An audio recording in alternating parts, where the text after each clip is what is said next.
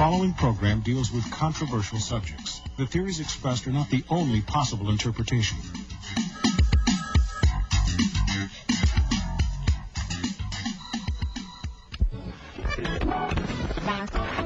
All Hit Radio.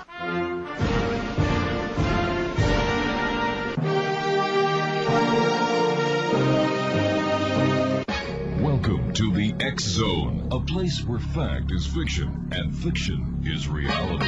Now, here's your host, Rob McConnell.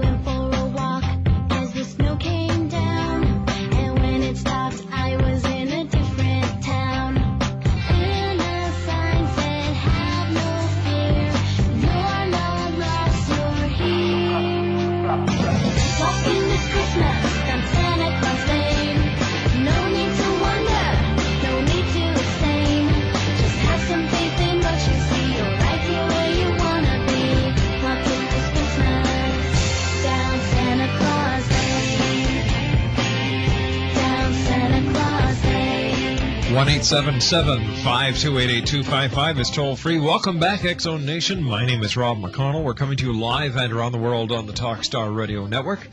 If you'd like to give us a call, 1-877-528-8255 is toll free throughout the U.S. and Canada, or email xzone@talkstarradio.com. This hour, our guest is Patrick Cooke.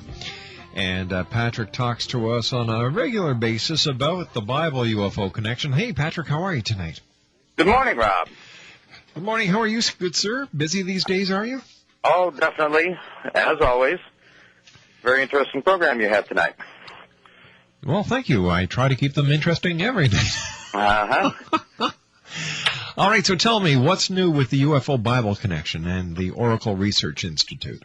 Well, we continue our research into all kinds of areas. I was just reviewing our notes on Christmas as relating to your show, and that's one of the areas that we cover in our doctrinal issue. But one of the fascinating things about our work is that two of the most recognized close encounters in the Bible happen at the birth of Christ. And the one of the most prominent is the Star of Bethlehem. Mm-hmm. And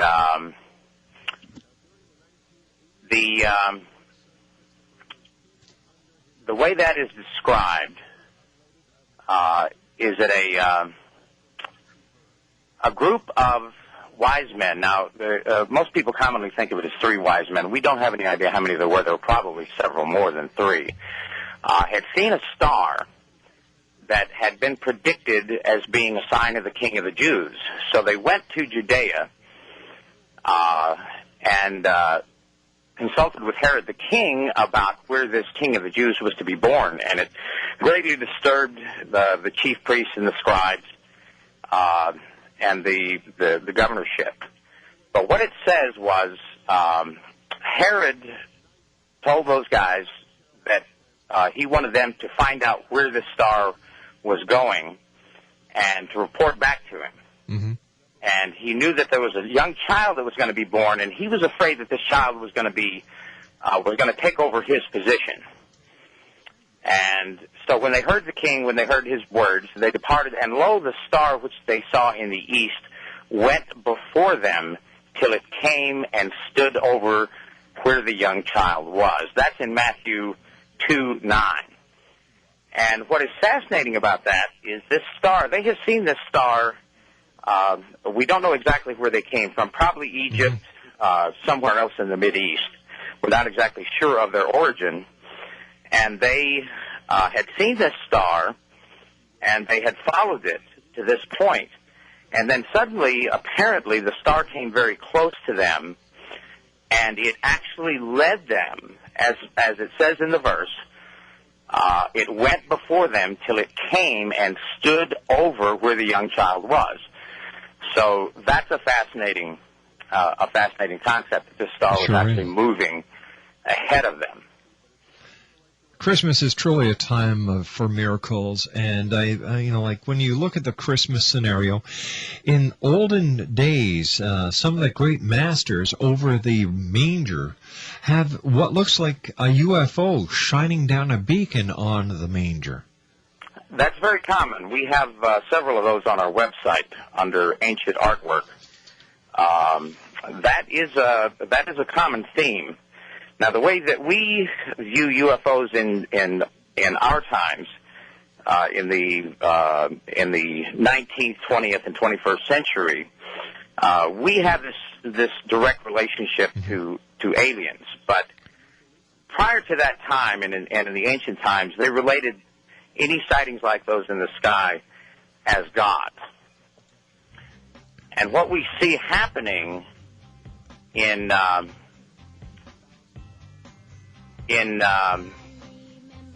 Patrick, hold on. I thought you and I have to go to a commercial break. Patrick Cooke is our special guest, www.BibleUFO.com.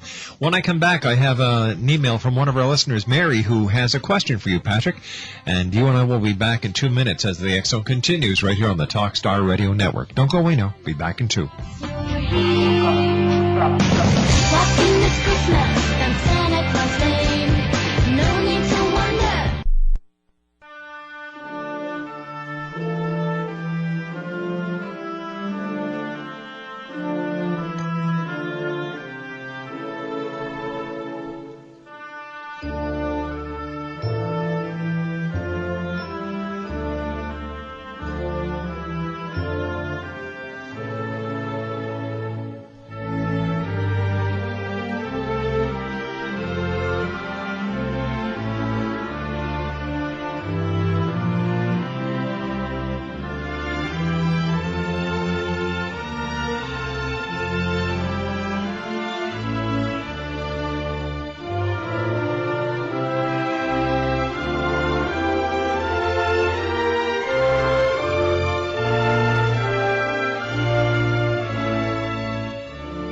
Patrick Cooke is our special guest. His website is www.BibleUFO.com. Patrick, welcome back.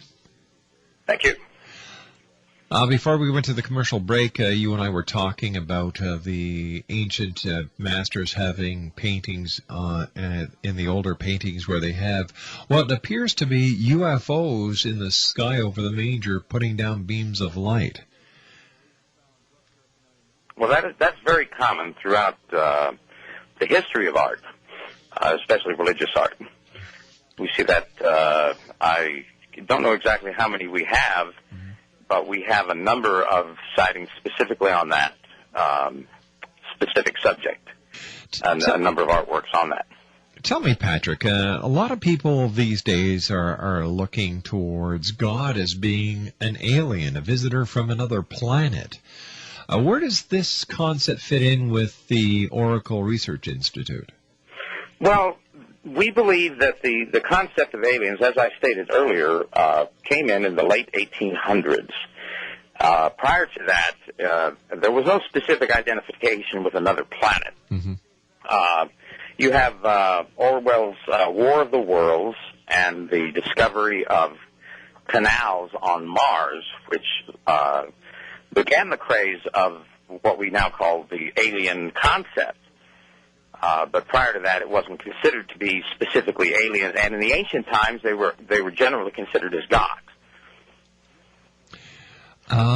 There's, in today's society, there's a lot of people who, I don't know if they really do talk to God. I don't know if they think they talk to God, or they're hearing voices in their heads that are coming from somewhere else. How do we, in today's society, weed out the rational from the irrational? Well, that's kind of hard to do. Some of the things that are found in the Bible can be considered just quite irrational. But we basically, our entire concept is based on Scripture. And what you see, there are a number of strange things that we see in society. And there are a number of mystics, there are a number of prophets. There's also a great number of charlatans. That's true. That's true. There there are a number of people, and that is, of course, dependent on how you feel about what the particular charlatan is saying. There are many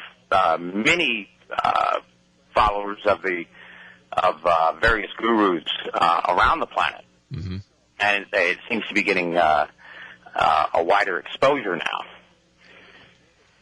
There's also a lot of false prophets, and one I have in mind is the prophet Yahweh. You know, what happened to him? Nobody hears about him anymore. Well, he basically decided to drop completely out of sight. He had at one time, I believe, 3 discussion lists, and we're not sure whether Yahoo took him off. They suddenly disappeared. He knew they were going to be cut off, but he suddenly disappeared. Now what he's got is a separate website. You remember his old website where he was selling the UFO videos? Yes. Okay, he's got the same website up. He calls it a new website. It's the same thing, except now he's increased his price from $7.95 to $14.95 for viewing his videos. But nothing has happened on his UFO tour.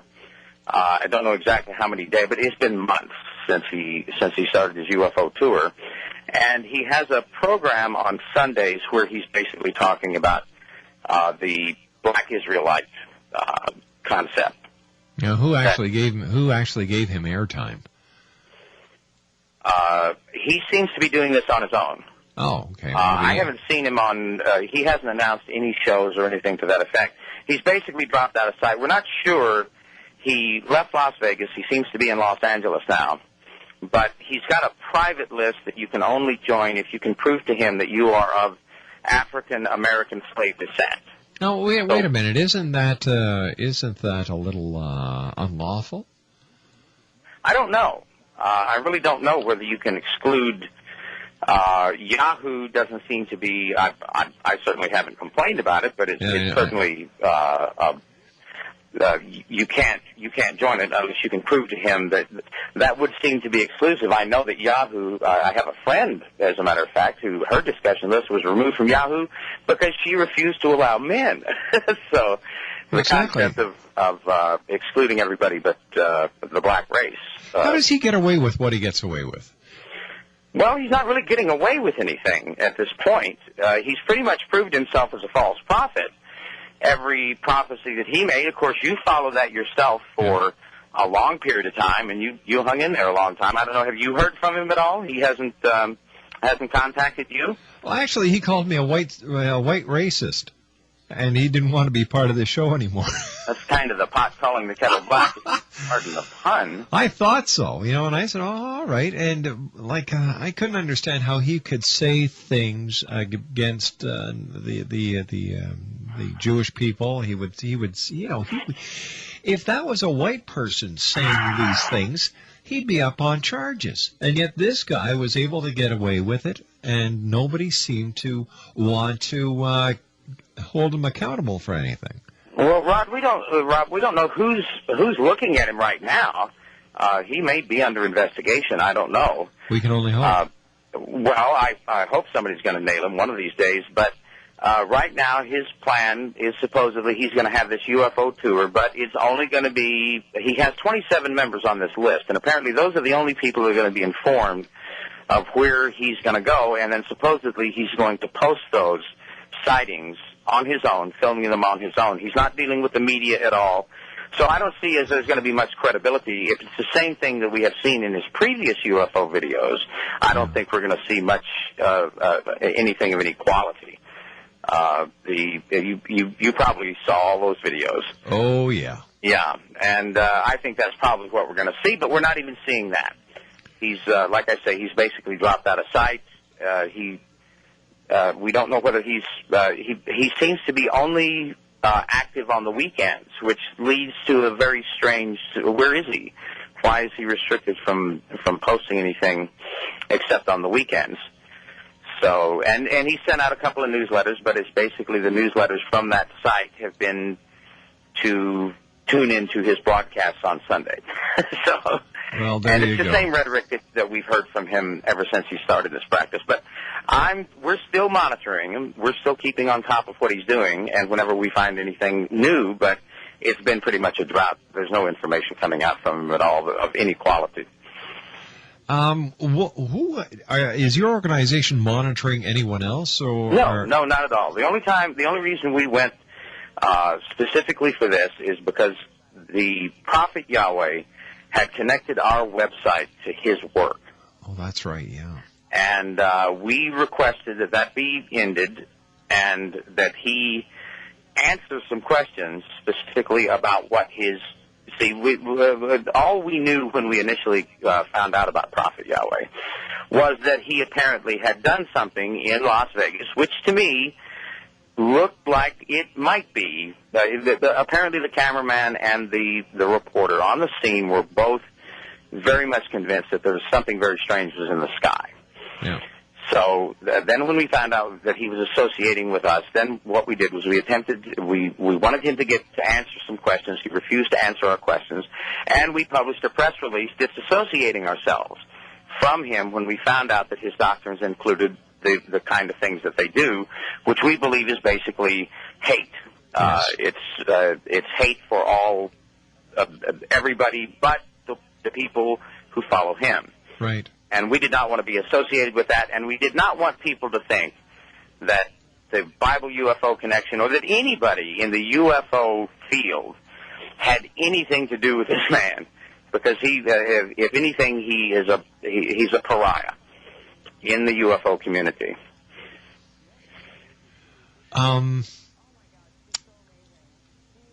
The Bible UFO Connection is as old as the Bible itself. There are a lot of ways of when you read the Bible in the year 2005, you can see the what I call the ET connection. You know, when you talk about the Nephilim, those who descended from the skies, when you listen to the stories of Ezekiel's wheel, there certainly seems to be an ET connection.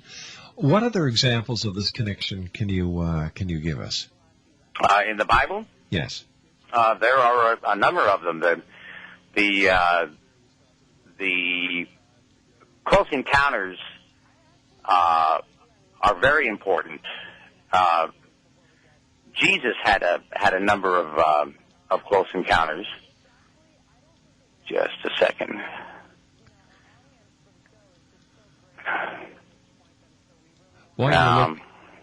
While you're looking that up, I'm just going to give our listeners the phone number here if they'd like to give us a call and share their experiences with us at 1-877-528-8255. That is toll-free throughout the U.S. and Canada.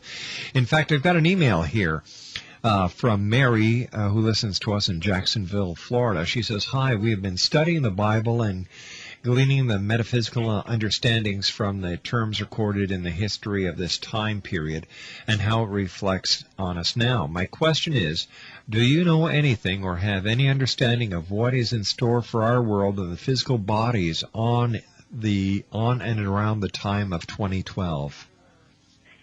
Well, 2012 is a fascinating date.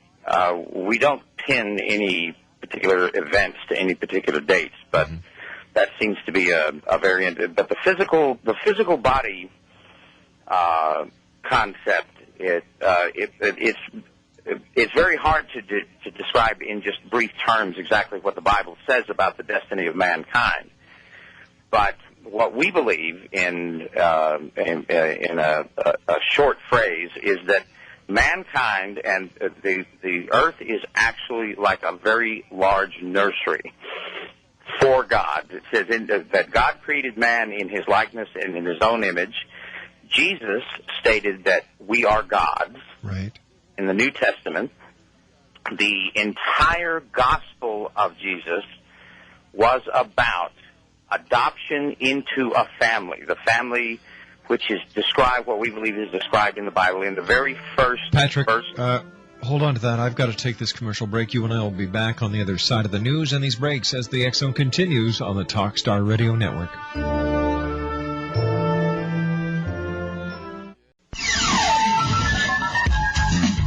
The following program deals with controversial subjects. The theories expressed are not the only possible interpretation.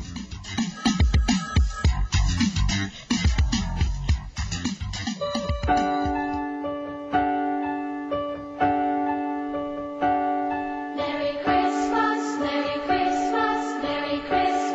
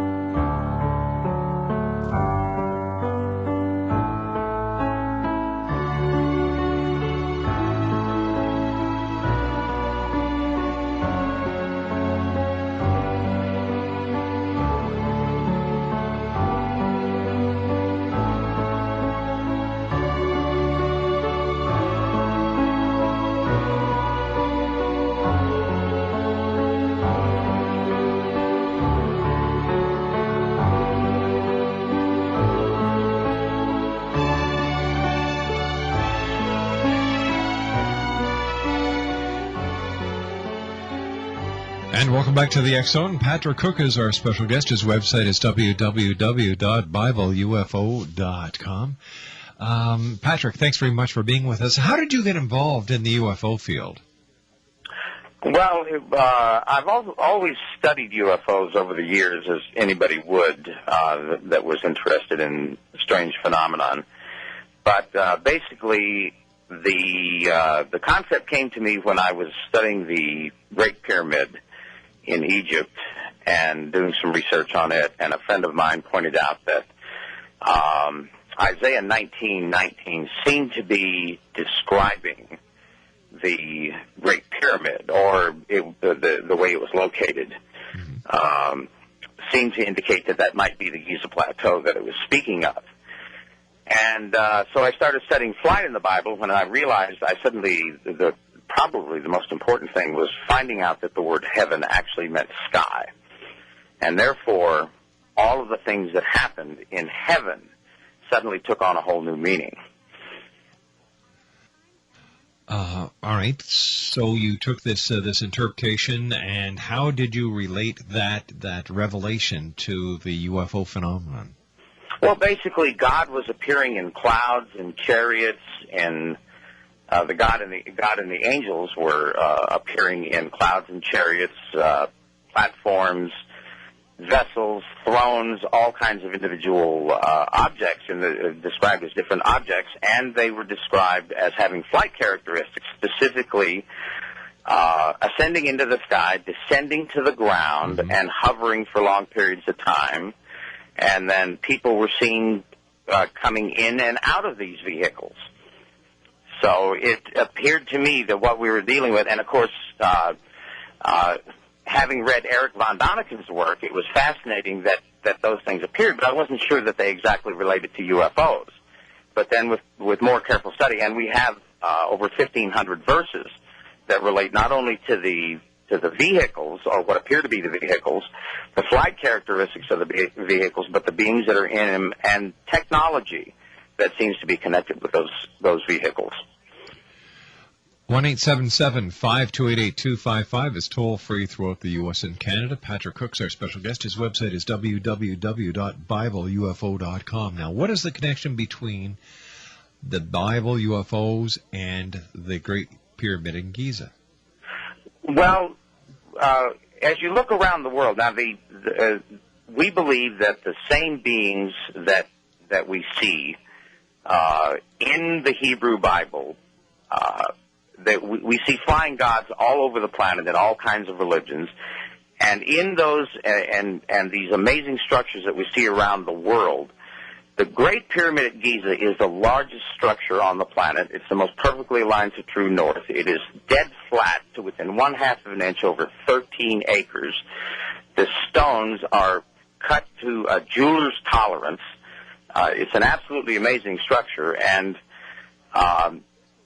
the whole concept that if we've got a God, it says that he would. Let's see. I'll read the exact verse to you here. So are we saying that excuse me. In that day there shall be an altar to the Lord in the midst of the land of Egypt, and a pillar at the border thereof to the Lord, and it shall be a sign for a witness unto the Lord of hosts in the land of Egypt. Now, the interesting point about that verse is that it said it's in the middle of Egypt and at the border of Egypt, which seems to be an impossibility. How can it be in the middle of Egypt and at the border? Well, what most people, and you learn this in basic world geography, that in ancient geography, that Egypt has always been divided into Lower and Upper Egypt. And it is still to that day. It's still politically, there's even a political separation, much as there is within the North and the South here in the United States. And that border runs right through the Giza Plateau. So whatever this thing and it's the only thing described that God built on the planet. And it would appear that and now we've got the largest structure, the most perfectly built structure in the world at that location. and there are many. We have a whole section on the Great Pyramid on the website. But around the world, we see all these structures with the same incredible monoliths and megalithic structures with huge stones throughout the Americas, throughout in the north of Africa. Sudan has some incredible structures that look more like ice cream cones than they do pyramids. And what we believe is that at one time there was a different civilization that dwelt on this planet. Now, this could have been prior to the flood. We also believe that in Jeremiah that there is a previous creation to the creation that we know of in Genesis, that where there may have been a civilization that existed at that time, and that for some reason they are gone now. Now, last night on the show we had Glenn Kimball, a good friend of mine, and he was talking to us about the Kolbrin and how the Kolbrin goes in detail and talks about the time before creation. This is what now? I'm sorry, I didn't hear the name. It's called the Kolbrin, Kolbrin. I'm sorry, I'm not familiar with that work. But anyway, what was it saying? Well, Glenn was telling us that in the Kolbrin it describes the time before creation and how the Kolbrin answers a lot of the mysteries or answers a lot of questions that the Bible raises. Well, that's fascinating. I'll have to check into that.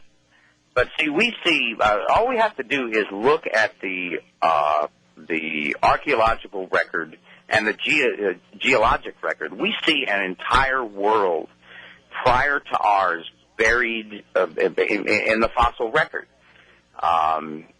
So obviously there was something here before. Now, it's amazing that the church, and you'll actually hear this within the mainstream church, that this is actually a deception of Satan to throw people off and get them to worship evolution and take them away from God.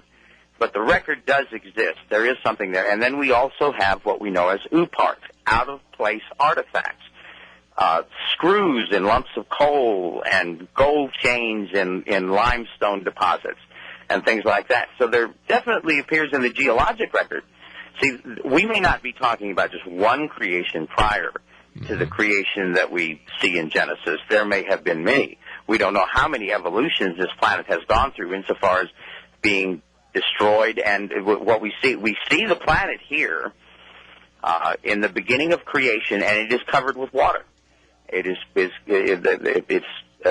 But there appears to be within the very first words of creation, in the words tohu and bohu, that there may have been a creation and a destruction and a recreation.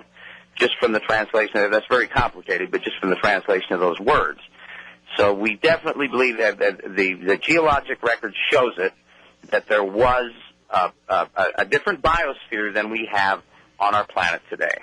So there's definitely something happening. It's undeniable that there was, but what that was before that, we don't know. And we don't really understand what it was like before the flood as well. There's a lot of things in there, but we don't really have any understanding of what the structure of the world is. And, of course, the civilizations that we have here on the planet now, that in their records, they go back to the Egyptians go back to 11,000 B.C.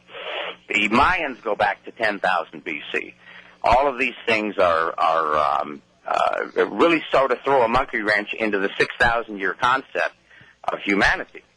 What we believe may have happened, now you see two creations of mankind in the Bible. You see him being created, and then you see God specifically creating Adam and putting him in the Garden of Eden.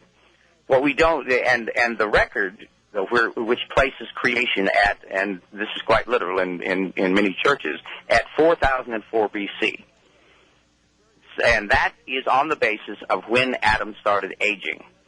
And on his age, and then the chronology is coming on down, they've calculated that to be 4000 B.C. But the question is, how long was Adam in the garden? He named every animal on the planet while he was in there. We don't know how long he was in there. Could man have been created and populating the planet while Adam himself was in the garden? That's one of the possibilities. So we may have an extra 6,000 years of history that is completely ignored by the Christian Church. Well, how about science? How can science ignore it? Well, science deals in the geologic record on the basis of the theory of evolution. Mm-hmm. And everything seems to, for instance, the Ice Age is very important to that concept. But the Ice Age itself is melting rapidly in the minds of science, and is almost it's becoming a very questionable theory. Science basically has to deal with primitive man. Now, we don't believe that primitive man, it's not that we don't believe, we don't see any solid evidence in the evolutionary record that there was a primitive man. So what they do is they base it on how man progressed. And so they relate it, they have a very narrow focus on it, and that's the way it is. And they ignore UParts, they ignore the concepts. It seems that history started about 12 to 15,000 years ago. So, and science doesn't seem to deal with that. Archaeology is a very staid. Archaeologists teach archaeologists who teach archaeologists who teach archaeologists, and anthropologists by the same token. They're all taught there's a long succession of this, and the theories that are involved with these things are taught very strongly. We see a very interesting thing happening right now in the United States, not in the United States, in the Americas, in the North and South American continent, with the publishing of the book 1491, about the possibility that we may have had. Now, this is absolutely amazing. There's 290 people in the United States right now. It is generally accepted that there were at least 10 million indigenous people at that time, but it would seem now that there's new theories coming up that would estimate that there could be as many as 200 million people on the North American continent alone, which means an incredible civilization that has been completely ignored by anthropologists and archaeologists alike. So they have a very strange focus on things, and it's very narrow, and it doesn't allow for any new. Unfortunately, many of the things that are taught in science now have been disproven, and are not. For instance, the theories of Einstein, which are the basis of a lot of the theories about the cosmos, have never been proven. And yet those theories are based on other theories, which are based on other theories. So science has a very narrow focus, and they don't really tell us a lot. They haven't answered a whole lot of our questions. That's for sure. So tell me, where do you think mankind came from, and who do you think God actually is? Well, God appears to be the supreme universal power in the universe. Now, we're talking about a physical God. God is described. The God of the Bible is specifically called Lord God, which means Jehovah the Elohim. Right. And this specific God is described, Daniel saw him, Moses saw him, but John specifically describes him in the Revelation as having white hair, red skin, and glowing eyes. And whenever you hear about whenever God is spoken of, he sees things, he hears things. This God that we see in the Bible, the God that's spoken of in the Bible and dealt with man, the one that dealt with man specifically, is the son of another being called El. And we're not sure exactly about what his existence is, whether he actually has a physical presence. He seems to be an energy force, somewhat like the force that you see in Star Wars. That seems to be the concept about the actual big God, the Almighty, the Father of this God, Jehovah, who became Jesus Christ in the Old Testament. And then the only relationship we actually see with that God, the Father, is when he was telling people, witnessing to people that this was his son. And he wanted to make that clear from clouds, actually, when those pronouncements were made. All right, stand by, Patrick. You and I have to take our final break. Patrick Cooke is our very special guest, and it's always nice having you on the show, Patrick. Patrick's website is www.bibleufo.com. When we come back from this commercial break, I'll tell you who's coming on tomorrow. By the way, our special psychic tomorrow night is Angela Lusk, and she was with us a couple of months ago. A great lady. You're going to have a great time. She's going to be with us from midnight until 2 o'clock.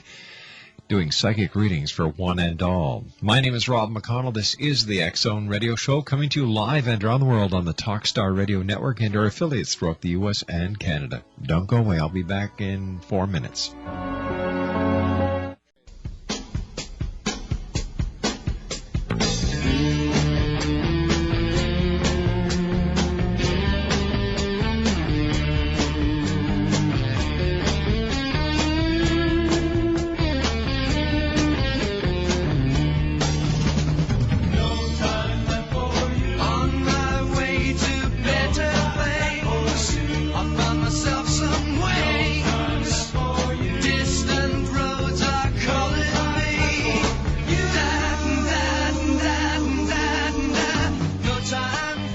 And welcome back, everyone. I'd like to take this opportunity of thanking our special guests tonight, Mick and Sylvie Avery. They were with us for the first hour tonight. We were talking about, we talked about channeling, we talked about spirituality, we talked about their books, what they're going to be up to.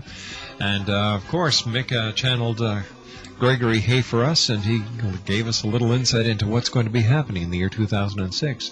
Keith Blanchard, who talks to God and aliens, was with us. We talked about his new book, The Divine Principle, Anchoring Heaven and Earth. Rondi Hillstrom-Davis talked to us about together creating family traditions, not only at Christmas, but throughout the rest of the year. And, of course, Patrick Cooke, the Oracle Research Institute, talking about the UFO God connection. On tomorrow night's show, we have Zoe Kasher. She's going to be talking about the World Almanac of Facts for 2006. Scorpiana will be back, talking about interdimensional paranormal activity and sightings. And then our special mystery guest for tomorrow night is Angela Lusk. And we look forward to having you join us here tomorrow night on the X-Zone, heard on the Talkstar Radio Network and our affiliates throughout the U.S., Canada, and the world. Patrick Cooke, first of all, thanks very much for joining us tonight, Patrick. To you and yours, a very Merry Christmas and nothing but the very best for the year 2006. It's always a pleasure having you here on the show with us. Well, thank you very much, Ron. Same to you, Rob. The UFO God connection, do you think that we'll ever find the truth out? Well, it looks like everything's coming to a head. Something's got to give on the planet. So I presume that we're looking at something very much in the near future, because we can't go on the way we're going. It's getting a little bit too rough out there. I've got a comeback from Mary, who asked us a question earlier tonight. And her email is, I was very impressed with what Patrick had to say to my question. We always hear such esoteric terms in our destiny. And as for the timetable, I agree. It is hard to pin down to at any time because in the Bible we are told it will come as a thief in the night. In checking out your web page, I am impressed with your work, especially our connections with the true nature of God and how all this is hidden from us. I have to spend some more time reading your work. Thank you again. It is greatly appreciated. So there you go, Patrick. We made somebody happy tonight. That's a very nice compliment. I'll forward a copy of that email to you. Thank you. Patrick, we have to say goodnight for now, but as always, take care of yourself, and we look forward to having you back on the show in the year 2006. And if you hear anything about Prophet Yahweh, let me know. I certainly will do that, Rob. Take care, buddy. Evening. You too. Bye-bye. Well, morning, as it were, to you. That's right. All right, Patrick, thanks very much. www.bibleufo.com. Well, that brings us to the end of another show here on the X-Zone. Wow, where does the 4 hours go? I'll be back tomorrow night. We've got, Zoe Kasher talking about the World Almanac, Scorpiana, and, of course, Angela Lusk will be doing psychic readings for one and all from midnight until 2 a.m. Eastern. To my producer at White Springs, where we have our teleport that takes this show up to 2 satellites and around the world on Talkstar Radio Network. Corey Y., thanks very much for all your hard work, buddy. To my senior producer and wife, Laura Rogers, thank you for your hard work. And to each and every one of you out there listening to the X-Zone tonight, Thank you for allowing us to be part of your day, your night, no matter where you are. I'll be back tomorrow night at 10 o'clock as once again we cross the time-space continuum to this place that I call the X Zone. If you've got a little child at home, give them a hug. Tell them how much you love them, because the children of today are the leaders of tomorrow. So until tomorrow night, my friends, always remember to keep your eyes to the sky and your heart to the light. Good night, one and all. I know I want to take